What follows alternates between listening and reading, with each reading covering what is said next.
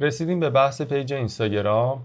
قبلش این نکته رو بهتون بگم که مطالب همه بخش‌ها خیلی مهم و با ارزشه و نکاتی داره که اگر انجامشون بدید، یعنی به صورت جز به جز، مو به مو همشون رو انجام بدید، به درآمدهای بالا میتونید برسید. پس جدیشون بگیرید و کامل اونها رو انجام بدید. قبل از هر چیزی این نکته رو بهت بگم، اگر پیج کاری قبلا زدی و فالوور فیک داره و تعامل توی پیج خیلی پایینه، مثلا 10,000 فالوور داری ولی 100 تا دونه هم لایک نمیشه، باید پیج جدید بزنی.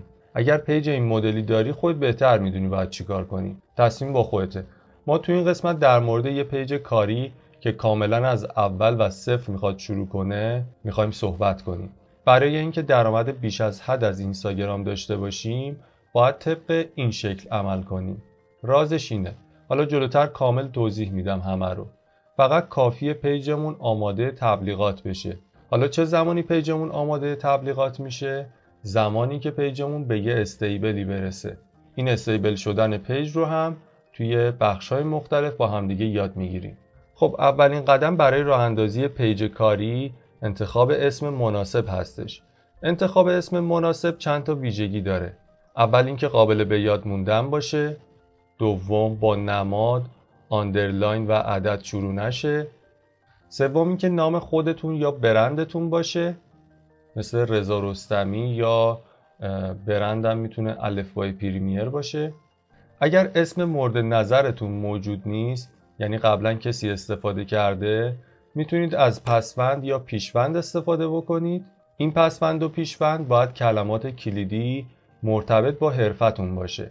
مثلا اسم شخصیمون رو میخوایم استفاده کنیم، رضا رستمی. اول از همه سرچ میکنیم رضا آندرلاین مثلا رستمی، یا کلا پشت سر هم رضا رستمی. احتمال خیلی زیاد اینجور اسما قبلا استفاده شده، ولی حتما شما سرچتون رو بکنید. خدا رو چیدی، شاید اون یوزرنیم خالی بود و تونستید ازش استفاده کنید. پس اول سعی کنید اسمتون رو پشت سر هم و بدون آندرلاین سرچ بکنید. اگر موجود نبود، با یه آندرلاین وسط اسم و فامیل، رضا آندرلاین رستمی. رضا رو با 4 تا آ ننویسید، قرار این اسم رو طرف بتونه به خاطر بسپاره. اگر هم این کارو میکنی، ترجیحاً واسه آخرین حرف باشه. مثلا رضا رستمی آخرش که آی داره، مثلا 2 تا آی باشه. ولی احتمالاً با پسوند مرتبط با کارتون بتونید یه اسم خوب انتخاب کنید. مثلا رضا رستمی آندرلاین ادیت یا ادیتور، اینها معمولا موجوده. یا مثلا رضا رستمی گرافیک، یا مثلا رستمی آندرلاین گرافیک، اینا احتمالا موجود باشه. خیلی وقت باید بذارید روی این قسمت. انتخاب اسم خیلی مهمه. کار بعدی که باید انجام بدید اینه که اکانتتون رو تغییر بدین به یکی از این گزینه‌ها، اکانت کریتیو یا اکانت بیزینس. خب حالا از کجا بدونیم کدوم اکانت مناسب منه؟ اگر هنرمندی، مدرسی، نویسنده‌ای و کلاً فعالیت‌هایی بر محور خودت انجام میدی، یعنی برند شخصی داری، اکانت کریتیو برات مناسب تره. ولی اگر به دنبال مجموعه سازی و برند برای یه مجموعه هستی و به زبون دیگه برند شرکتی دارین، اکانت بیزنس براتون مناسب تره. این دوتا تفاوت خیلی زیادی با هم ندارن و نمیخواد خیلی روشون وقت بذارید. فقط نکته‌ای که هست اینه که اکانتتون شخصی نباشه. حالا برای اینکه اکانتمون رو به یکی از این دوتا گزینه تغییر بدیم، باید وارد ستینگ بشیم. بعد از اون گزینه اکانت، صفحه رو بیاریم پایین و سویچ اکانت تایپ رو بزنیم و هر کدوم که میخوایم رو انتخاب کنیم. به نظرم اسمی که برای پیجتون انتخاب میکنید رو، دامنش رو هم سرچ کنید ببینید خالیه یا نه. منظورم از دامنه سایت. با سایتی مثل namecheck.com میتونید از آزاد بودن اون دامنه مطلع بشید. با سایت iranserver.com هم میتونید اون رو چک بکنید، ولی نیمچک دقیق تره. یه بار بریم با هم دیگه چک بکنیم. حالا چرا سایت رو میگم؟ ببینید برای سهولت توی فروش و فروش‌های تعداد بالا، به نظرم داشتن سایت خیلی ضروری و مهمه. مخصوصا اگر محصول یا آموزش میفروشید. ولی با این حال برای شروع کارتون واجب نیست. یعنی راه‌های دیگه‌ای هم برای اوایل کار وجود داره، ولی حتما باید در آینده سایتتون رو راه اندازی کنید. مثلا من سرچ میکنم پریمیر پرو. میخوام ببینم دامنه این اسم خالی هست. خب میبینید که پریمیر پرو .کامش قبلا ثبت نام شده، ولی .orgش، .netش، اینا .میش اینا همش قابل خریداریه، میتونید خریداری بکنید. شمارم که بزنیم حالا با پسوندهای بیشتری بهمون نشون میده. مثلا اسم برندتون کافه رادیوه.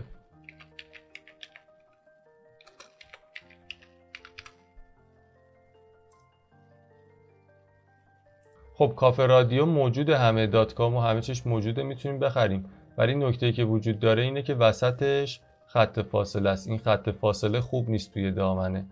این رو من حذف میکنم و سر هم مینویسمش. دوباره سرچ میکنیم. خب کافه رادیو مثلا .کامش موجوده، میتونید خرید بکنید. حالا برای خریدش هم از سایت ایران سرور میتونید اقدام کنید. تو این قسمت میتونیم اسم دامنمون رو سرچ بکنیم. مثلا قیمت دامنه .کام یک سالش 279,000 تومنه و داتای آرش فکر میکنم 25,000 تومن باشه. اگر دامنه مورد نظرتون موجود بود میتونید از این سایت یا سایت های مشابهش خریدتون رو انجام بدید. باز باید بررسی بکنید ببینید سایت الان مورد نیازتون هست که بخواید این هزینه رو براش بکنید یا نه، چون این قیمت ها برای 1 سال هستش و بعد 1 سال باید تمدیدش کنید. ولی من جای شما باشم بعد از این که اسم رو انتخاب کردم حداقلش میام دامنه داتای آرش رو ثبت میکنم، چون قیمتی هم نداره، 1 سالش 25,000 تومان هستش، که اگر بعداً خواستم سایتم رو راه اندازی بکنم خیالم راحت باشه که حداقل داتای آرش رو دارم. دامنه های مهمم از دید من .کام و داتای آر هستن. اگر جفتش رو با هم داشته باشید عالی میشه. پس فعلا دامنه داتای آرش رو به نام خودتون ثبت کنید تا کس دیگه ای نتونه ازش استفاده بکنه و حالا هر وقتم که خواستید سایتتون رو راه اندازی بکنید اون موقع میرید .کامش رو هم خریداری میکنید. کار بعدی که باید انجام بدیم اینه که یک عکس پروفایل مناسب برای پیج کاریمون انتخاب کنیم. اگر شرکت دارید عکس لوگوتون و اگر برند شخصی دارید عکس از خودتون با کیفیت باید باشه، از نزدیک باید باشه، پس زمینش باید یه دست باشه، یک رنگ هایی که جذب میکنه، مثلا رنگ زرد، رنگ قرمز. چهرهتون کامل باید توی عکس مشخص باشه و مثلا عکس قدی نباشه، عکس 13 به در پارسالتون نباشه. برید بقیه پیج هایی که برند شخصی هستن رو ببینید و ازشون الگو بگیرید. معمولا عکس از نزدیک قشنگ چهره مشخصه، یه پس زمینه یه دست داره. بعدش برای بالا بردن امنیت پیجمون میایم وارد ستینگ میشیم، سکیوریتی و گزینه 2 فاکتور اتنتیکیشن رو فعالش میکنیم.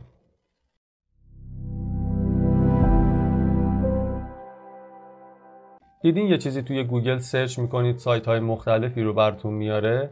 چجوری این سایت ها رو توی نتایج اول بهتون نشون میده؟ به خاطر اینکه اون سایت ها کلماتی که شما داخل مرورگرتون سرچ کردین رو به عنوان کلمات کلیدی برای اون مطلب، مقاله، ویدیو، عکس یا هر چیز دیگه ای استفاده کردن. شما برای پیج اینستاگرامتون هم میتونید این کلمات کلیدی رو وارد کنید که اگر کسی این کلمات رو سرچ کرد پیج شما رو داخل نتایج جستجو ببینه. اسم این قسمت نیم هستش. به جز یوزرنیمتون که اسم یونیک و انحصاری شماست و کسی مثل اون رو نمیتونه ایجاد کنه و با اون اسم میتونن شما رو سرچ کنن و پیدا کنن، قسمت نیم هم قابلیت سرچ شدن رو داره و فرقش با یوزرنیم اینه که میتونید فارسی تایپ کنید داخلش و چون مخاطبهای ما ایرانیان این قسمت رو باید فارسی بنویسیم که خیلی راحت پیدامون کنن. یعنی برای مثال اگر کسی توی اینستاگرامش سرچ بکنه آموزش تدوین، پیج هایی که توی قسمت نیمشون نوشته باشن آموزش تدوین رو بهش نمایش میده که پیج ما هم شاملش میشه. پس این قسمت از پیجتون جاییه که باید کلمات کلیدی مرتبط با کارتون رو وارد کنید. کلماتی که توی این قسمت وارد میکنید هم محدوده، یعنی نمیتونید 10 خط بنویسید. پس کلیدی ترین کلمات مرتبط با حوزه کاریتون رو بنویسید. برای مثال اگر تدوین فیلم میکنید و برندتون شخصیه میتونید بنویسید سفارش تدوین فیلم، خط فاصله، اسمتون هم بنویسید. اگر شرکت هستید به جای اسم برندتون رو بنویسید که اگر کسی اسمتون یا برندتون رو به فارسی تایپ کرد براش بیاره. یا مثلا استوری موشن درست میکنی، بنویس ساخت استوری موشن خط فاصله اسمت. خیلی این بخش مهمه، با دقت باید انجامش بدی. اکثر کسایی که میخوان توی این دریای بیکران اینستاگرام فعالیت کنن، چون همین چیزای ساده ولی مهم رو نمیدونن، با شکست مواجه میشن. فکر میکنم مشکل از اینستاگرامه، میگن بابا کار نیست، مشتری نمیاد هستن. نه عزیزم، شما اصولش رو نمیدونی. تو اصلا بسترش رو فراهم نکردی که بخواد کسی بیاد. اصلا کسی بخواد پیدات کنه باید چی سرچ بکنه؟ یه یوزرنیم سخت گذاشتی که فقط خودت میتونی خودتو پیدا کنی تو اینستا. تو قسمت نیمم با یه فونت خاص 4 تا کلمه غیر مرتبط به کارت نوشتی، خب تو سرچ بالا نمیای دیگه، همین میشه، دیده نمیشی و کار هم به تبع برات نمیاد. تو توضیحات بایو پیج هم باید بگی که کی هستی، کارت چیه و اگر تو رو فالوت کنن چه اتفاقی میفته. مثلا بگی من رضا رستمی ام، کارم آموزش نرم افزار پریمیره.